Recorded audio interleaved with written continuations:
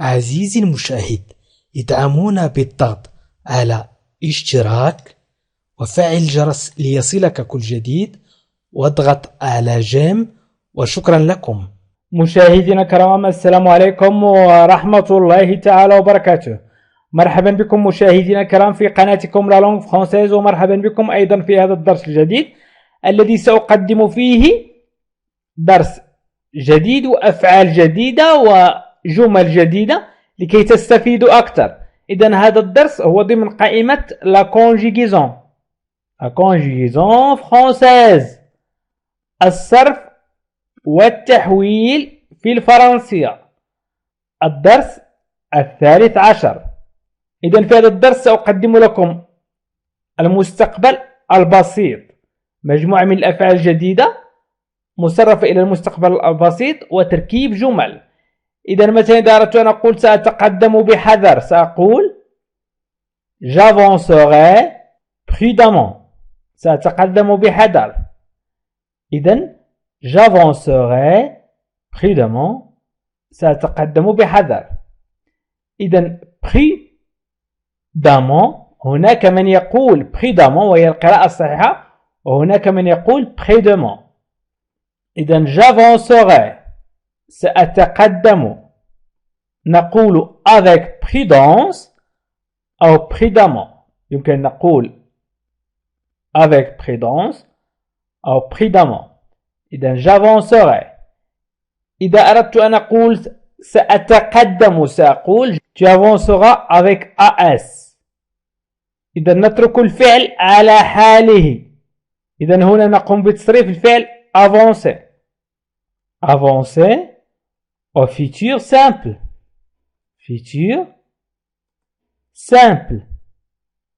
avancer، احتفظنا بالفعل avancer كما هو ووضعناه هنا avancer، ثم أضفنا AI في je وأضفنا AS في tu. إذن tu avanceras، il avancera ولكن بدون S، نضيف فقط A، il avancera. إذن أضفنا فقط A. أو يمكن أن نقول كريم avancera، كريم avancera، نضيف فقط A. وأيضا ma fille، بنتي، ma fille avancera، نضيف فقط A. إذن ma fille سنعوضها بال، هي ستتقدم بحذر، هو سيتقدم بحذر، أو كريم سيتقدم بحذر، أو البنت تتقدم بحذر. أو يمكن أن نقول نحن سنتقدم بحذر ونقول nous avancerons، أي نحن سنتقدم بحذر. nous avancerons prudemment، أي نحن سنتقدم بحذر. vous avancerez prudemment، أنتم ستتقدمون بحذر. vous avancerez prudemment، أضفنا EZ. il avec S avancerait، ils avanceront، نضيف ONT ونبقي الفعل على حاله. إذن هنا يمكن أن تكتب مثلا نانسي et كريم avanceront prudemment، أو ياسر et ندى avanceront prudemment. إذن ياسر وندى يتقدمان بحذر. وهنا تكلمنا عن الفعل avancer مصرف إلى المستقبل البسيط. إذا أردت أن تتكلم عن المستقبل البسيط فهنا يمكنك أن تضيف AI في je وAS في tu وA في il وهكذا دواليك. إذن سأقدم لكم مثال آخر وهو agir يتصرف مثلا. avancer يتقدم، agir يتصرف. إذا يمكن نقول j'agirai méchamment، سأتصرف بشر، أو رد الفعل سيكون بشر. j'agirai méchamment، j'agirai سأتصرف méchamment بشر. إذن هنا قمت بتصريف الفعل agir وهو يتصرف agir au futur simple. إذن c'est la conjugaison d'agir au futur simple. agir au futur simple. لاحظوا معي أن agir الفعل agir يبقى على حاله عندما نريد تصريفه إلى المستقبل. لاحظوا agir نضيف ai عندما نريد أن نقول j'agirai. إذن عندما نستعمل je أنا نضيف ai، يعني agir يبقى على حاله ونضيف ai في je. عندما أريد أن أقول سأتصرف، أنا سأتصرف j'agirai méchamment بشر. أو أنت ستتصرف بشر سأقول tu agiras، يعني نضيف as. لاحظوا معي نضيف as. tu agiras ستتصرف أنت، أو ستتصرفين أنت. يمكن أن نقول il agira نضيف فقط a، il agira سيتصرف، il agira سيتصرف، il agira méchamment أي هو سيتصرف بشر. أو elle agira، elle agira أي هي ستتصرف، elle agira. أو ندى أو فاطمة agira، أو كريم أو ياسر أو أي اسم عالم. أو une fille agira، فتاة ستتصرف. أو le garçon الطفل سيتصرف، le garçon agira مثلا. le garçon agira méchamment، le garçon agira méchamment سيتصرف الطفل بشر. le garçon agira méchamment سيتصرف الطفل بشر. إذا إذا أردت أن نقول نحن مثلا، نحن moi et كريم، et كريم، أو فاطمة أو أي اسم آخر. moi et كريم agirons ONS. أيضا لم نحذف من agir أي شيء، أضفنا فقط ONS. كريم et moi agirons méchamment. أو nous agirons méchamment، nous agirons méchamment سنتصرف بشر. nous agirons méchamment سنتصرف بشر. vous agirez méchamment ستتصرفون بشر. vous agirez méchamment. أو ils agiront، أو ils agiront méchamment.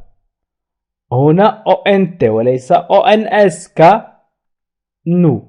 إذن ils agiront méchamment سيتصرفون بشر.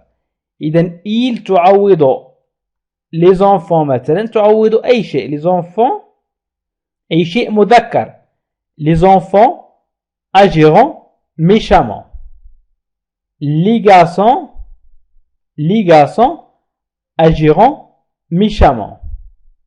les garçons agiront méchamment. إذا أردت أن أقول les filles، هنا أتكلم عن المؤنث. les filles agiront méchamment، les filles agiront méchamment أي الفتيات يتصرفن بشر. هنا نتكلم عن elles agiront méchamment. الآن سأمر إلى الفعل exprimer، j'exprimerai هي تكتب j'exprimerai، ولكن عندما ننطق نقول j'exprimerai violemment، سأشرح بعنف. تكتب violemment ولا نقول violemment، نقول violemment. هناك من يقرأ violemment، j'exprimerai violemment، ولكن هي تنطق j'exprimerai violemment، j'exprimerai violemment. إذا سأشرح بعنف j'exprimerai، سأشرح j'exprimerai، سأشرح violemment، violemment أي بعنف، j'exprimerai violemment، سأشرح بعنف. أيضا الفعل exprimer، لاحظوا معي exprimer لم نغير فيه أي شيء. إذا الفعل exprimer، la conjugaison du verbe exprimer au futur simple. إذا exprimer au futur simple تصرف الفعل يشرح، exprimer تعني يشرح، أي تصرف الفعل يشرح إلى المستقبل البسيط. j'exprimerai violemment، سأشرح بعنف. إذا لاحظوا أن الفعل exprimer بقي على حاله، ما يتغير فقط أي. إذا exprimer بقي على حاله، لم نغير فيه أي شيء، فقط نضيف له أي النهايات أي. j'exprimerai سأشرح، tu exprimeras، tu exprimeras la leçon، ستشرح الدرس، tu exprimeras la leçon، ستشرح الدرس. إذا as نضيف as في tu.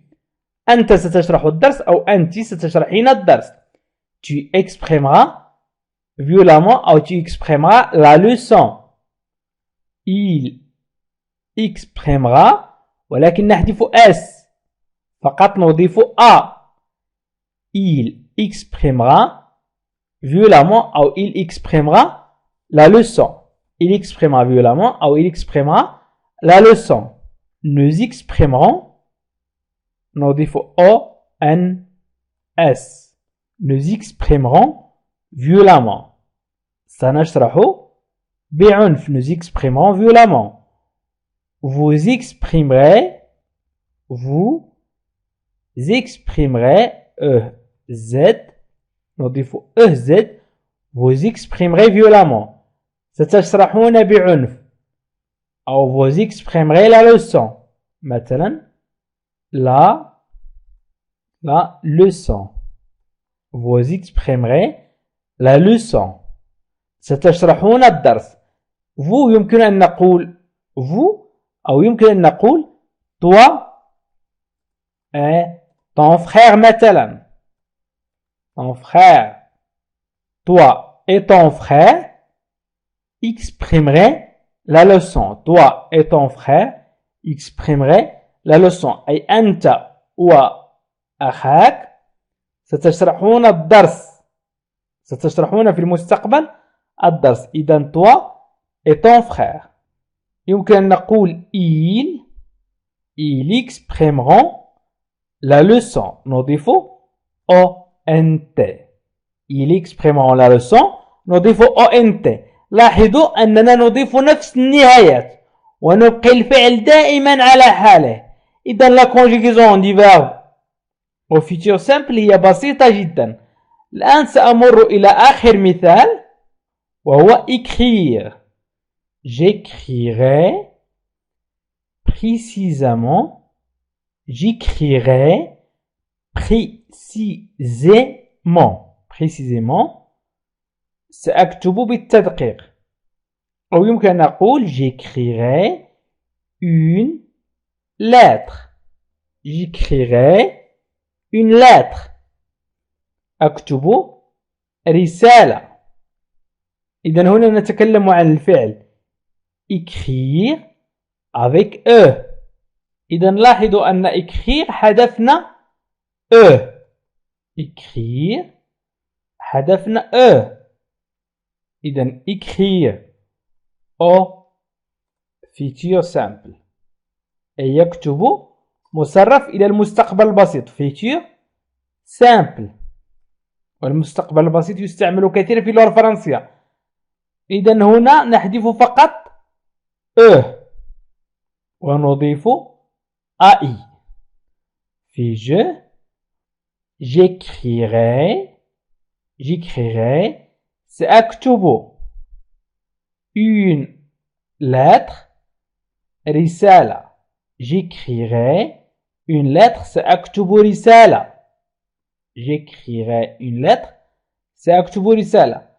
أو يمكن أن أقول tu écriras. إذن j'écrirai سأكتب tu écriras ستكتب. tu écriras ستكتب une lettre رسالة. tu écriras une lettre ستكتب رسالة. il écrira فقط نحتفظ بأ. il écrira une lettre سيكتب رسالة. il écrira une lettre سيكتب رسالة. nous écrirons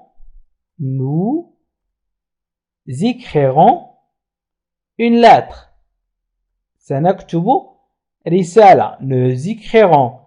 إذن احتفظنا ب on.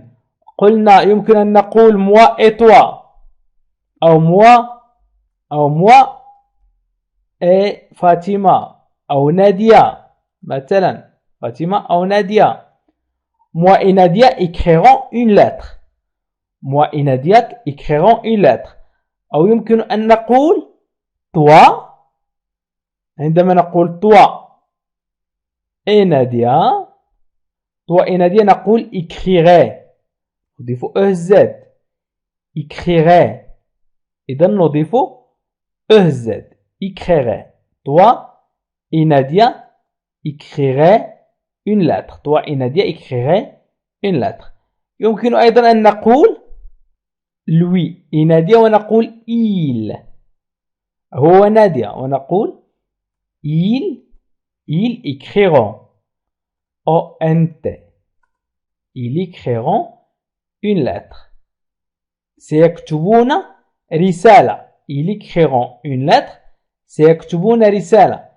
إذن il تعوض بنادية أو كريم. إذن جمع المذكر والمؤنث أو جمع المذكر السالم كريم ياسين. كريم مذكر ياسين مذكر. إذن جمع المذكر السالم. وإذا تكلمنا عن ندى وفاطمة جمع المؤنث السالم فنقول elles écriront une lettre. elles écriront une lettre. سيكتبون رسالة. إذن الفعل écrire نحذف ونضيف النهايات التالية a i a s a o n s في nous و e z في vous و o n t في il. إذن عندما نكتب je نضيف إلى نهاية الفعل ai وتي نضيف as وفي il أو elle نضيف a وفي nous نضيف ons وفي vous نضيف ez وفي il أو elle الجمع نضيف ont. إذن قبل أن أقول لكم إلى اللقاء أريد أن أقول لكم مرحبا بكم في المدرسة الخاصة لتعلم اللغة الفرنسية مجانا. أتكلم ممن التحق بنا مؤخرا. فهناك العديد من الأشخاص يلتحقون بنا كل يوم. إذن لمتابعة برنامج تعلم اللغة الفرنسية للمبتدئين من الصفر ولتتعلم اللغة الفرنسية من الصفر يمكنك الضغط على الروابط أسفل الفيديو في خانة الوصف وفي خانة التعليق. في خانة الوصف وفي خانة التعليق يوجد روابط للقواعد. لتشاهد قواعد اللغة الفرنسية اضغط على هذا الرابط. لتشاهد الحوارات اضغط على هذا الرابط. وأيضا الجمل يمكنك الضغط على هذا الرابط. مهارة النطق والسماع، القصص أو لا كونجيغيزون فرونسيز الصرف والتحويل في اللغة الفرنسية.